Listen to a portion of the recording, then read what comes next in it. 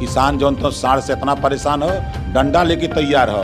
जितना यहाँ पिटवुलन है ना लड़कियन के छात्रन के, उन्होंने लाठी में तेल लगा के तैयार हो कि आप तो चक्रवृद्धि ब्याज सहित दे तो नहीं क्या उन्होंने छपियात हो कि जल्दी आवे नहने कुत्ता फाट जाता सांसद लोगों के विधायकन के गाँव वाले दौड़ा लेते हो कि भाग यहाँ कैसे आल हुए तुमने।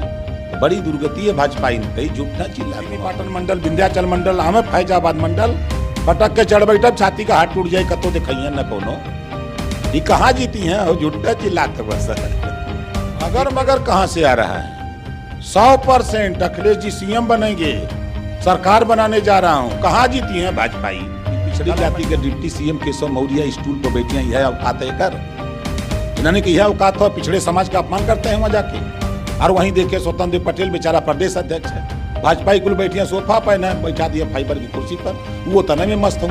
ये मुखौटा नहीं, ये सब लोडर है, लोडर बनती। आपके माध्यम से हम शेड्यूल ट्राइब को कहूँगा कि जो आपके मन में एक कसक है कि प्रमोशन में रिजर्वेशन, ये ओम प्रकाश राजभर है।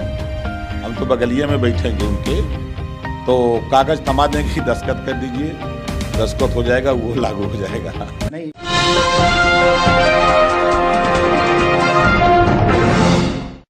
साथियों नमस्कार, मैं हूं नीरज पटेल और आप देख रहे हैं नेशनल जनमत। ओम प्रकाश राजभर एक ऐसा नाम जो किसी परिचय का मोहताज नहीं है, लेकिन फिर भी परिचय करा देता हूं। भारतीय सुहेलदेव पार्टी के राष्ट्रीय अध्यक्ष हैं। वर्तमान दौर में प्रमुखता के साथ में पिछड़े दलित वर्ग की आप बात कर रहे हैं। संविधान खतरे में है, निजीकरण से सब कुछ खत्म हो रहा है। इन सब बातों के अलावा आपके पिटारे में ऐसा क्या है कि पिछड़े और दलित वर्ग का व्यक्ति आपकी तरफ वोट आकर्षित होगा? कि बाबा साहब डॉक्टर अम्बेडकर जी ने कहा है कि political power is the master की। ये जो खुराफात गुजराती कर रहे हैं, इनसे निजात दिलाने के लिए बाबा साहब डॉक्टर अम्बेडकर ने पिछड़े, दलित, वंचित, अल्पसंख्यक को पावर दिया है वोट का। उस वोट के बदौलत जो अब तक के कर चुके हैं, आगे और ना बढ़ें, इसको रोकने के लिए हम लोग भी पूरी ताकत के साथ जनता के बीच में हैं, उनको समझा रहे हैं कि देखो, आज़ादी के 75 साल हो गए, लगभग 70 साल से चुनाव हो रहे हैं, और आज तक 1931 के बाद आज तक जातिवार जनगणना नहीं हुई। जब तक जातिवार जनगणना नहीं होगी तब तक हिस्सेदारी बराबर नहीं मिलेगी। तो जातिवार जनगणना के लिए उत्तर प्रदेश की जनता तैयार है।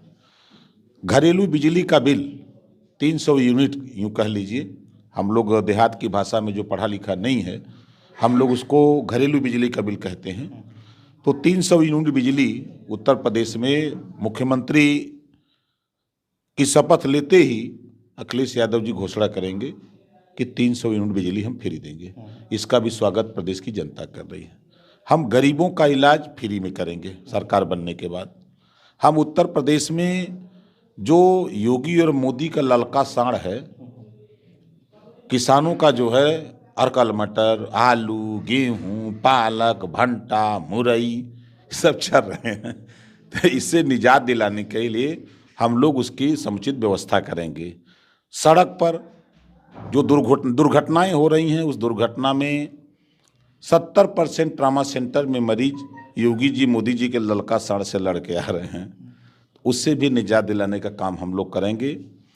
प्रदेश में जो पिछड़े दलित का हिस्सा लूटा जा रहा है, अभी आप 69,000 शिक्षक भर्ती का आपके चैनल पे बड़ी मजबूती से मैंने उसको देखा, आपने उठाया।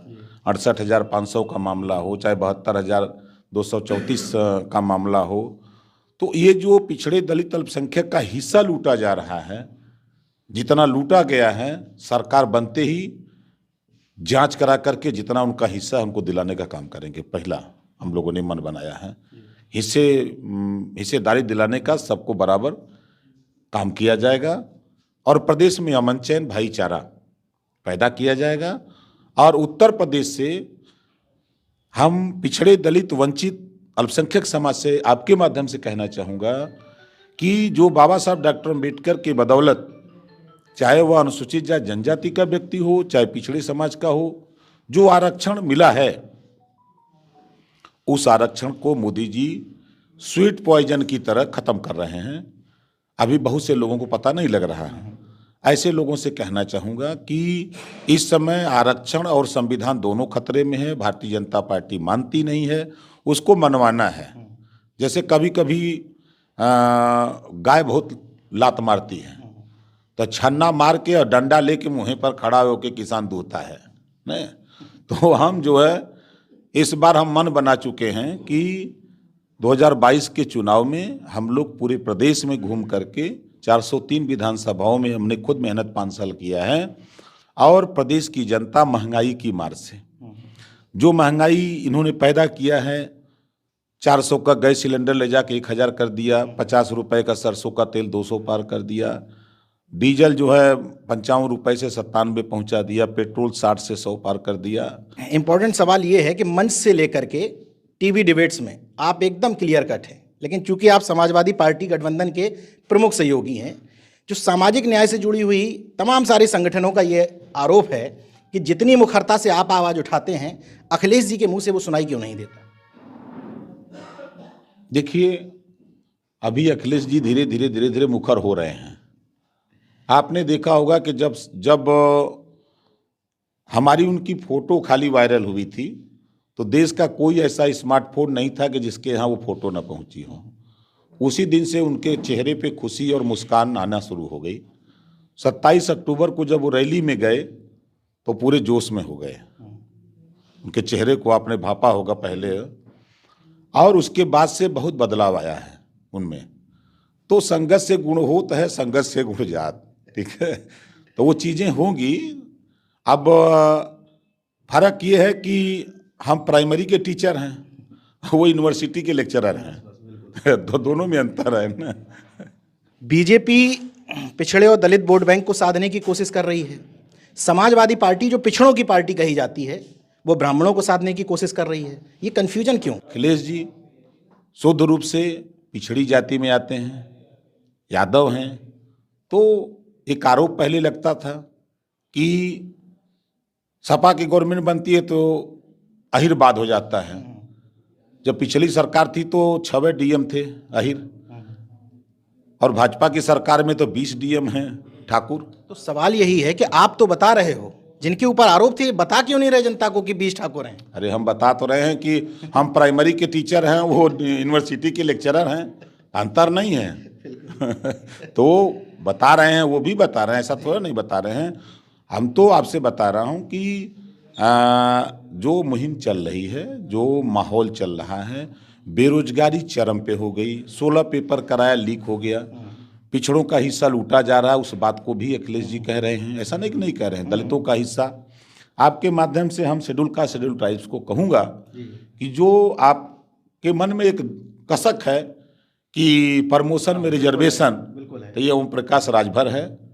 हम तो बगलिया में बैठेंगे उनके, तो कागज थमा देंगे कि दस्तखत कर दीजिए, दस्तखत हो जाएगा, वो लागू हो जाएगा।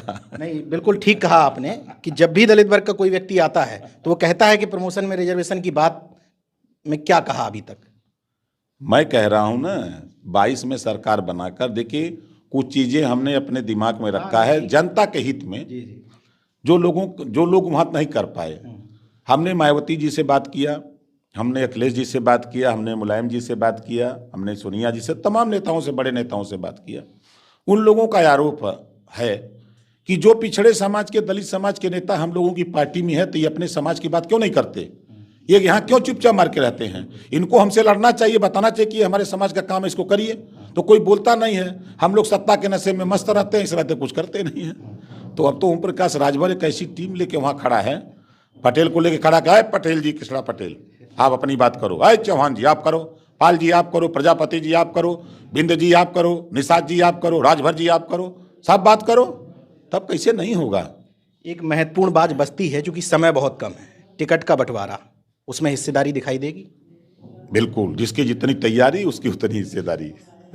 वही हाल होगा, सारे गुजराती भाग जाएंगे, एको भाजपाई नहीं बचेंगे। इन्होंने अपन जबानत बचा लें। किसान जौन तो साढ़ से इतना परेशान हो, डंडा लेके तैयार हो। जितना यहाँ पिटवौलन है ना लड़कन के, छात्रन के, उन्होंने लाठी में तेल लगा के तैयार हो, उनकी हाथ तो चक विधि ब्याज सहित दे, तो उन्होंने क्या उन्होंने झटियात हो कि जल्दी आवे नहने, कुर्ता फाट जाता सांसद लोगों के, विधायकन के, गाँव वाले दौड़ा लेते हो कि भाग यहाँ कैसे आल हुए, तो उन्होंने तो बड़ी दुर्गति है भाजपा इनकी, झूठा चिल्ला था कुल। ये जो मंत्री तमाम जिनको आप लोग मुखौटे कहते हैं, इन सब का क्या होगा?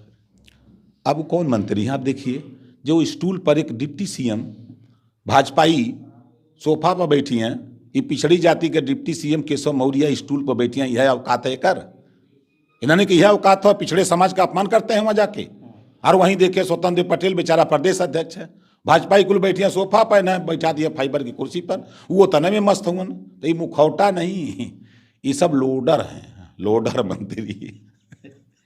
अच्छा, अंतिम सवाल, सीधी सीधी बात जनता जानना चाहती है कि आपका अपना एजेंडा कमंडल है या मंडल है?